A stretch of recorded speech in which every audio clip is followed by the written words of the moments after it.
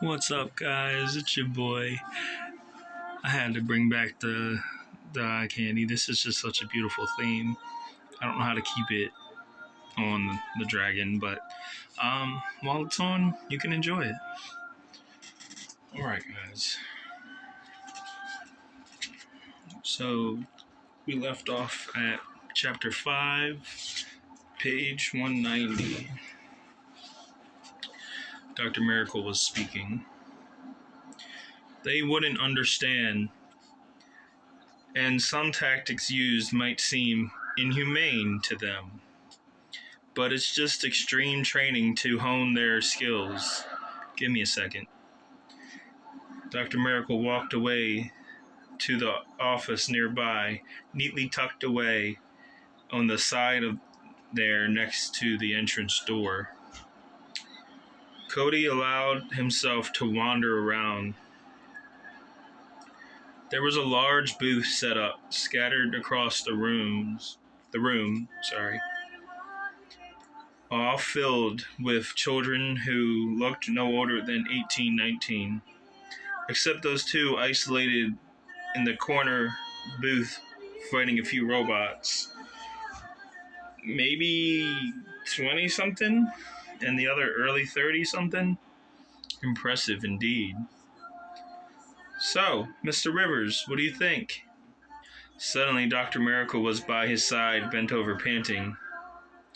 Cody shifted his gaze. You okay? Did you sprint over here? Yeah, yes. Give me a second. You didn't have to. I was just wandering to check it out. Yeah, I wasn't worried about that. I wanted to introduce you. He inhaled hard and then stood up. Geez, even walking you're fast. Dr. M took a few moments to catch his breath. He pulled a walkie-talkie out of his pocket. Mr. K, where are you? South Wing. A deep, vaguely familiar voice, strong male voice, answered. Would you mind coming down to B-Wing? I would like you to meet our new recruit. New blood? Already? Okay. The more he thought, the more he sounded familiar. The more he spoke, the more he sounded familiar. What is this place? I thought I was the only gifted one. Cody's eyes wandered booth to booth. Observing each child's ability, Dr. M gently patted Cody's shoulder. Mr. Rivers, you were. But there was a train that exploded with biohazard chemical waste on board that met a fusion of nitrous oxide, good lord. And wait, you mean NOS boost for cars? Yes, yeah, that one. Cars loaded with the stuff ignited the train's cargo, creating a 40-mile wide blast zone. Even Washington, D.C. was hit.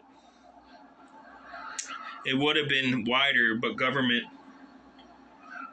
sprayed something out of a crop duster that stopped the airborne pathogens from spreading farther. People didn't die? Oh no, plenty got deathly sick though. Those that the fever didn't take, their blood somehow adapted and accepted the toxins as their own blood cells. My goodness. You'd think an epidemic was happening as many self-check-ins there was. We barely had enough stretchers and rooms to accommodate the victims. I guess dealing with all the infected blood, I got mine, gifts. Still not sure what it's called though, what to call it. I was doing surgery on one of the badly injured during the explosion. And then the next day, suddenly I'm able to heal open wounds, cuts, scrapes, burns, even collapsing organs. I even cured a little girl of stage 3 cancer.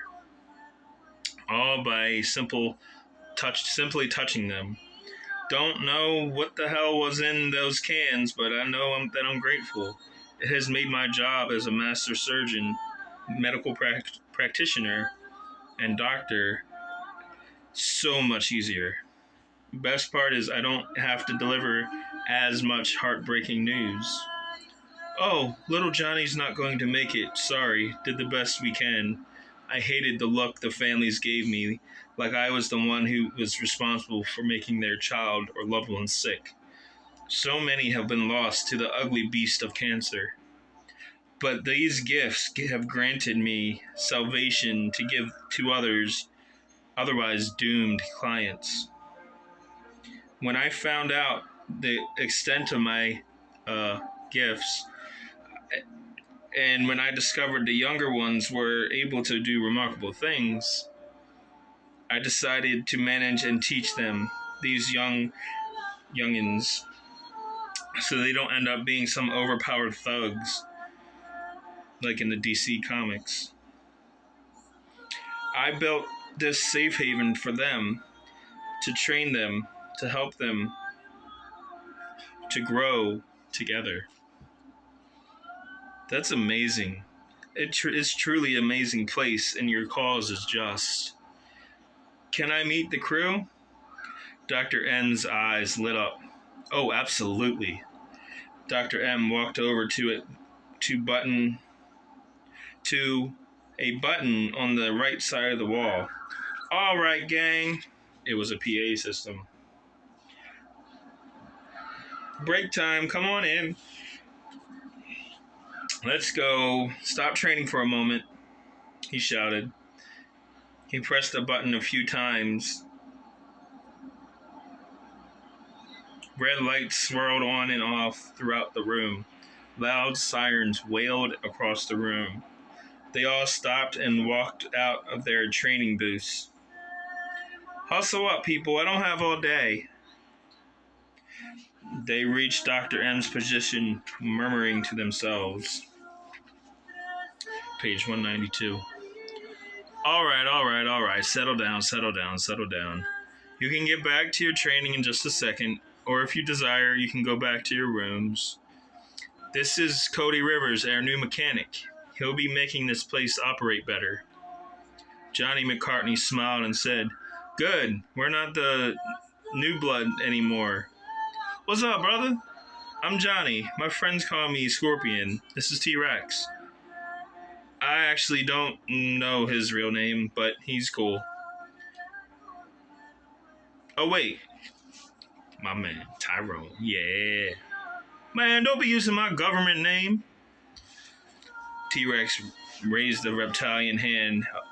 Sup, Cody? Cody nodded his head as the others started to say hello. Mr. K appeared at the door. Dr. M turned and said, Oh, Mr. K, there you are. Howdy. That voice, why does it sound so familiar? He slowly turned around. Then suddenly, he remembered. Boom. Flashback. All right, Kambe, my dear boy, I have your first mission.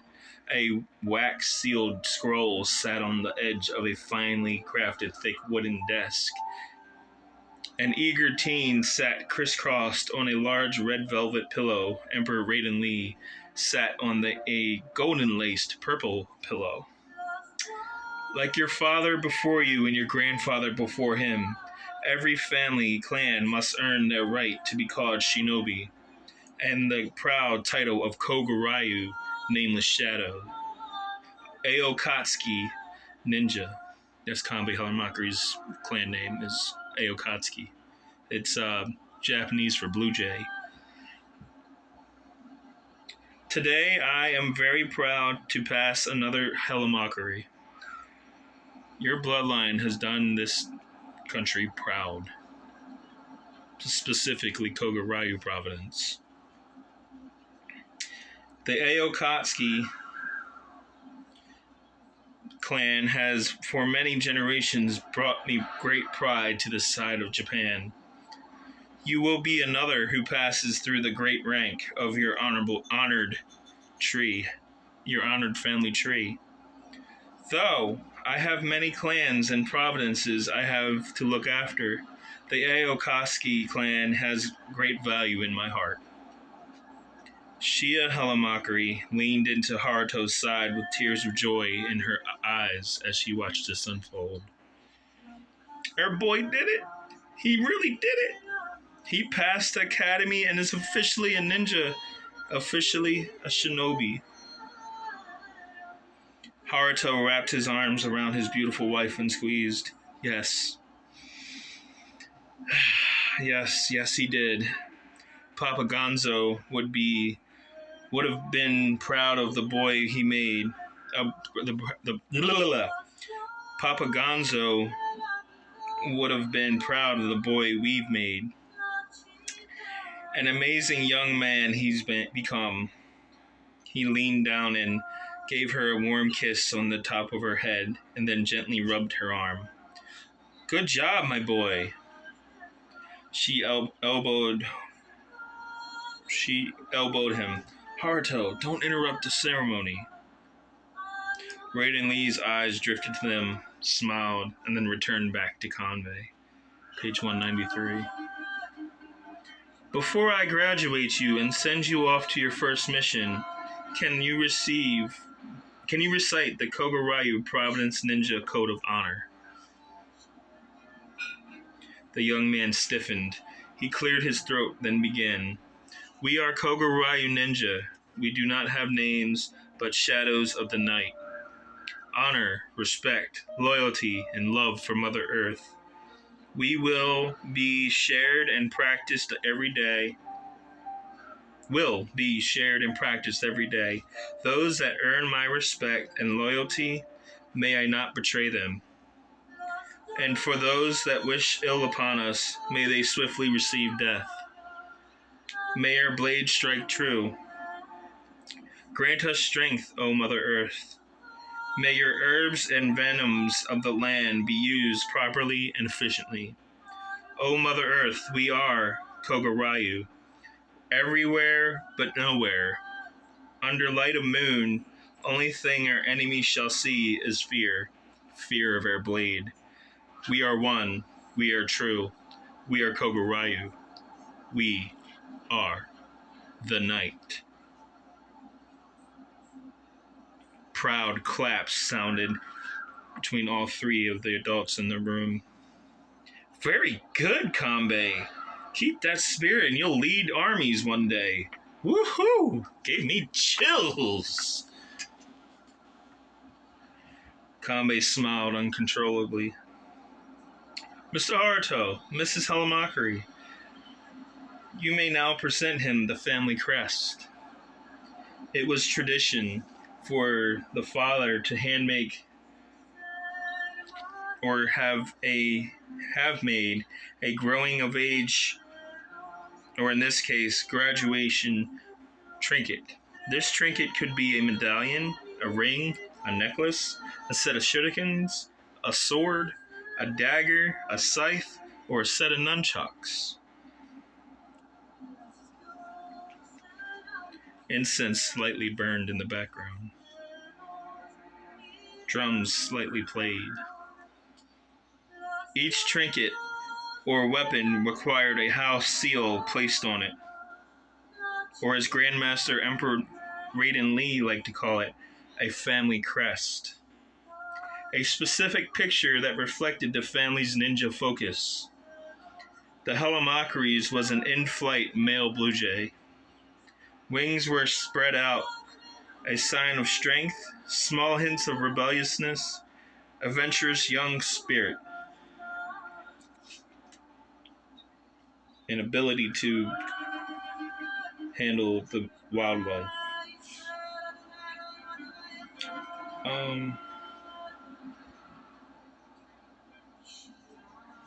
Even dating all the way back to first generation Papa Gonzo's great-great-grandfather, the Helamakaris were well known for their ability and great knowledge of potions, herbal ointments, and most famously, handmade poisons and venoms. in their control of wildlife. I already said that. Besides Haruto's palace guard job, their main income was Shia's ability to market potions to the non-military folk. And on occasion, Raiden's military purchased poisons and antidotes from time to time. Who were they to judge? The money was green, the money was good. She got a thrill of sorts to have to hunt down and catch a cobra or other venomous animals. But most times she could just simply ask around town, and usually the black market had what she needed in stock. They had samples of toxic animals and plants from all over the planet. Haruto more specialized in the potions than the venom aspects. Countless hours were spent watching and learning from both of them. Kanbei became fascinated with the science and the chemistry of both.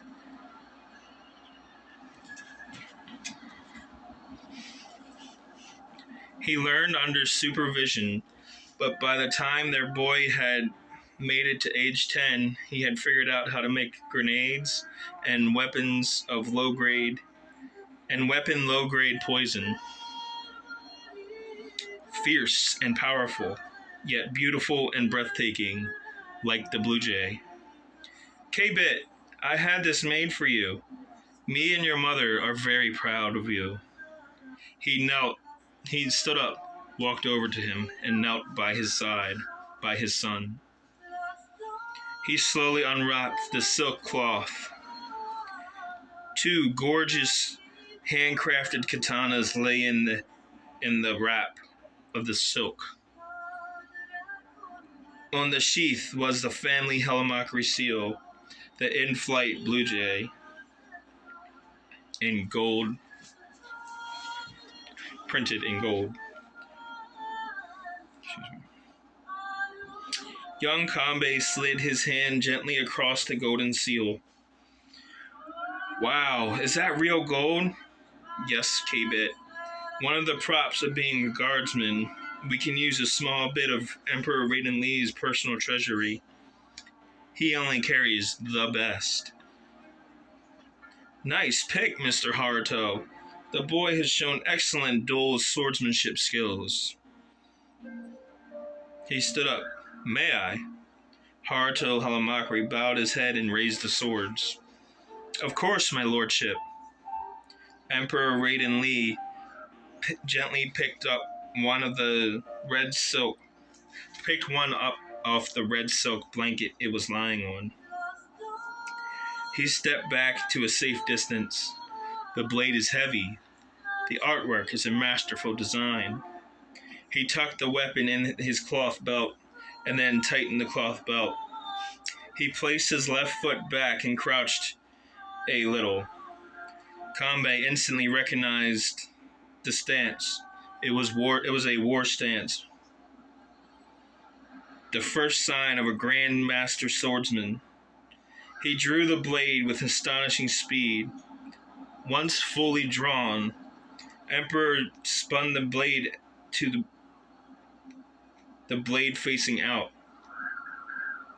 Spun the blade around where the blade was facing out. Raiden Lee gripped the katana with two hands. Hi! The Emperor exhaled a kia as he drew the blade. An extra 100 times folded, diamond-tipped, perfectly balanced. He brought the blade to his chest. Page 195.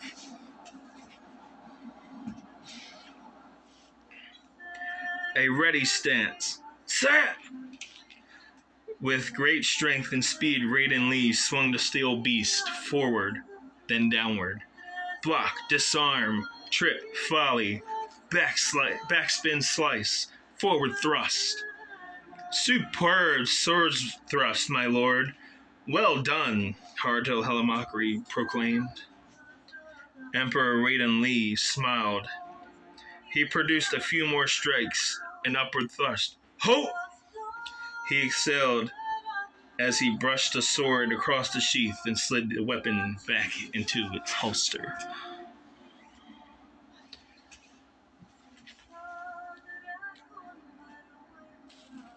Page 195.